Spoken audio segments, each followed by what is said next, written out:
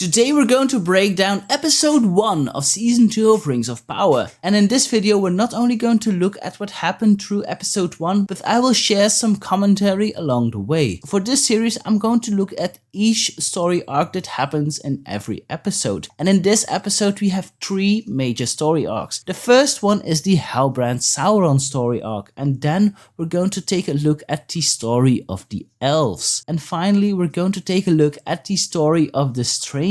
So why don't we start this video? So first of all we're going to take a look at the Halbrand Sauron story arc, and we start off the series with a flashback to the fortress of Forodwaith, the same fortress that Galadriel and a company of elves visit in the first episode of season 1. And here we see Sauron, but not in his Halbrand form, in a different form, talking to the orcs with J.R.R. at his side. He gives a little bit of a speech that he is going to go and dominate Middle-earth, and he's going to use his orcs to control Middle-earth. They're going to die a lot of orcs along the way, and even J.R.R. and the orcs aren't really pleased with it. The moment that Sauron is getting his crown, J.R.R. turns it around and stabs Sauron in the back. It follows with a lot of other orcs attacking Sauron, where he eventually dies and his body is defeated, but his blood drips away. I don't really like how Sauron was portrayed here. We know from the books that the moment he talks to the orcs, he has his dominating form.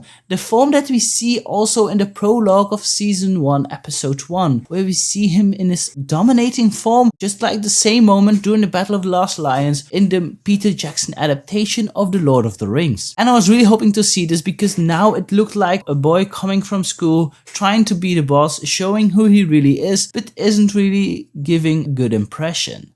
So I didn't really enjoy this part, and this was a little bit of a bad start for this episode for me. And then we see, after his blood has dripped down into a pool, the pool eats a rat, and a wormy kind of creature comes up, crawling up, and this is Sauron actually retaking a new body after his body has been defeated. And we know from the books that every time Sauron takes a new body, it takes him longer to regenerate a new one. I never imagined it like this. I always thought that he would be in the unseen world, and eventually after a long time of resting and healing, he would regain his body. But not really like this. I wasn't really fond of the idea of how he regains his body, but that's just my opinion. Let me know in the comment section what you think of this method of Sauron regaining his body. After this, we finally see Charlie Vickers reprising his role as Halbrand, and we can see him manipulating along the way.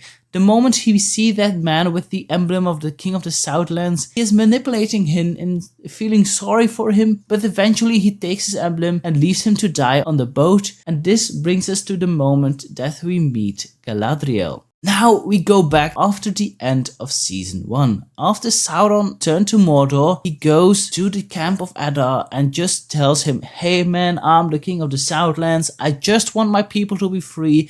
Can't we work on a deal?" And J.R.R. puts him in a cage. He's being tormented and bullied, especially by Waldreg. I just feel that this moment was just him manipulating the others, telling them that he is some helpless guy, letting them think that they are actually the boss. He tries to convince J.R.R. that evil sorcerer has returned, and repeating the lines that Sauron said the moment they were in Forodwaith before his first form was actually destroyed. And it got J.R.R. thinking and fearing, and the orcs as well, that Sauron would return and would dominate him and would seek revenge. In his cell, Sauron meets this orc. The orc is really aggressive to Sauron, but after Sauron is talking to him in the black speech, the orc is quiet and he obeys him. He even said after Waldreg was bullying him that the moment he gets released from the cell, he's going to die. And I really found this funny, but we're going to go through that moment in a little bit. J.R.R. calls Halbrand to him. Halbrand is going to go and talk to the elves, and J.R.R. said, "You have to swear allegiance first, otherwise you cannot go." And Sauron swears allegiance to the Lord of Mordor. And he has a little bit of a smirk on his face, and I really enjoyed this moment. He was believing J.R.R. that he is swearing his allegiance to him, but it is actually to himself that he swears allegiance, because he sees already himself as the Lord of Mordor. And the moment that J.R.R. leaves camp and Waldreg comes back into his cell, he notices that the walk isn't chained anymore, and he dies. He gets eaten by the walk, and at that moment that you hear the scream from the camp, you see Sauron smile like, I told you so. But I really enjoyed this moment.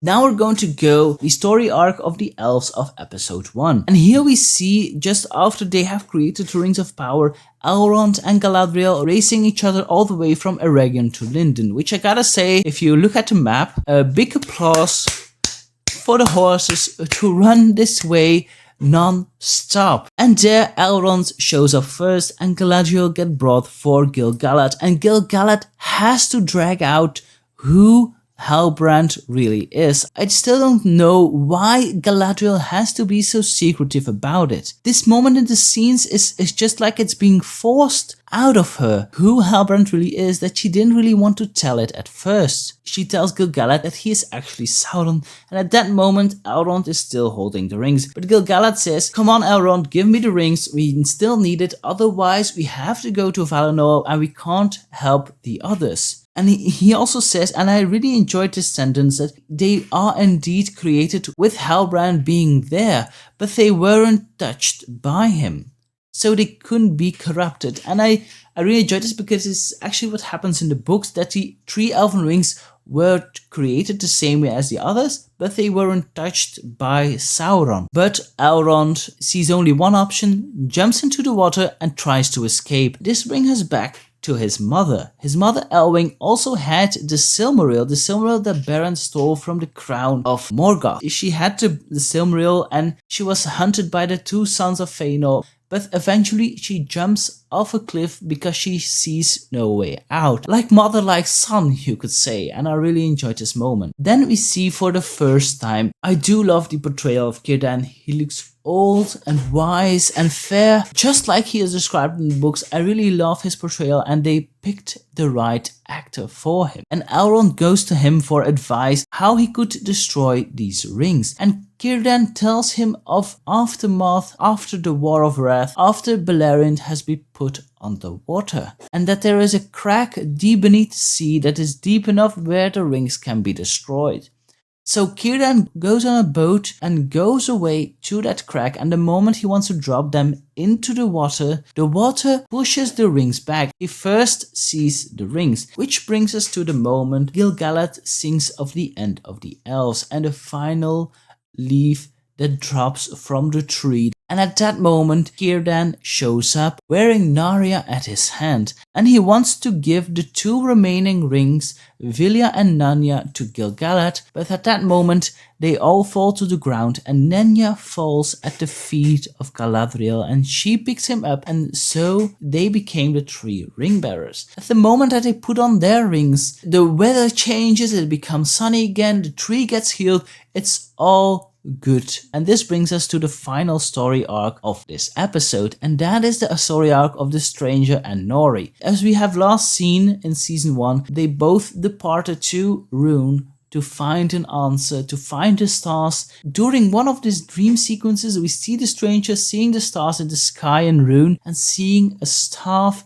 that he needs to grab. During their time, they're just walking in circles. They are even followed by a group of riders wearing masks. And they just found out that they are just walking circles. They're getting hungry and thirsty. They pass a tree and Nori says, why don't you do the exact same thing what you did earlier, where you regrow the trees and there was fruit again at the trees. The stranger tries this, but eventually loses control and fails, and the tree breaks in pieces. But a lot of bugs escape, so all is good. We can eat some bugs. It is a complete bug fest, which was a little disgusting, but if you know that these Harfoots eat snails. But I believe that he lost control, that the moment he's going to get his wand, that he will finally be able to control his powers. And there is one other character that follows him, and they can finally trap her, and they found out it is actually Poppy, Nori's best friend. And she tells him, hey, I found a map of Rhûn. It seems that we already have been here in earlier lives, and that the walking song is actually how we're going to locate all the way through this maze to Rhûn. So this is the end of the first episode. I really want to know what your thoughts are on the first episode. Let me know in the comments below what you think, what did you like, what you didn't like. If you want to have a breakdown of the trailer, there is a link on this video where you can watch this. So I'll see you in the next video.